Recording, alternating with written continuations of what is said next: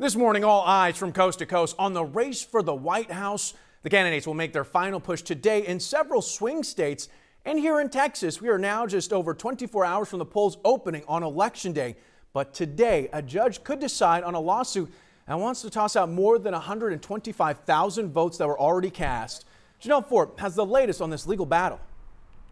Xavier, this legal battle is proving to be one that's going to be fought up to the wire with a little more than 24 hours until the polls open for actual Election Day. The fate of nearly 127,000 Harris County votes is still up in the air. The Republican-led push hopes to get those votes thrown out by arguing that drive-through voting violates the U.S. Constitution.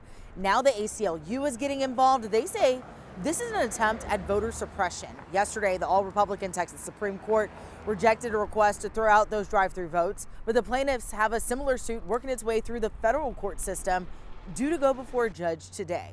If the judge were to throw out those votes, that would leave roughly 10% of the voters who cast ballots during the early voting period in limbo. Harris County set up drive-through voting for added safety during the COVID-19 pandemic and argues it was approved by the state before starting.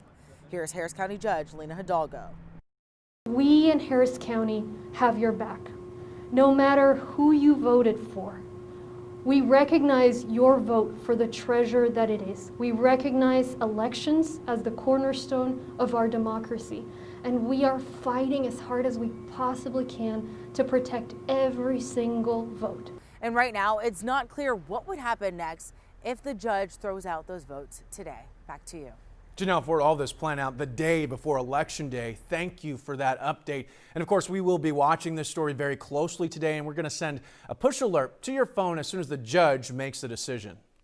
Another story we're watching closely, this one making national headlines. Accusations of harassment from Texas Democrats, investigations by the FBI and DPS, and President Trump defending his supporters who were involved.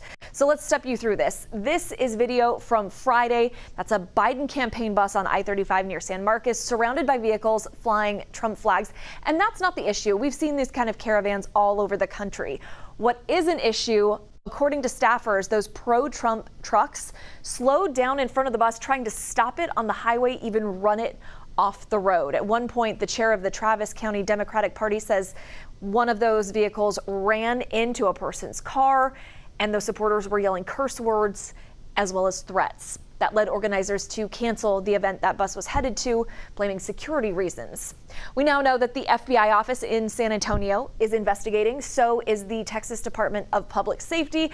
Not a lot of details here other than that there are open investigations. But criminal defense attorney and former prosecutor Rick Flores says, in his expert opinion, the incident isn't an accident. I think that there's probably a good chance that some criminal charges might be filed. I think everybody's lucky that something worse didn't happen. If there was actually injury to any of the persons involved, then we'd be looking at a felony. Now, President Trump tweeted he believes the, quote, patriots did nothing wrong and that the FBI should be investigating others like terrorists, anarchists, and agitators of Antifa. Xavier.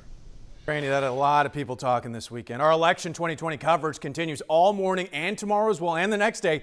We're bringing the very latest results as soon as polls close tomorrow night. Our coverage starts at 6:30 on KHAU.com with the first results expected around 7.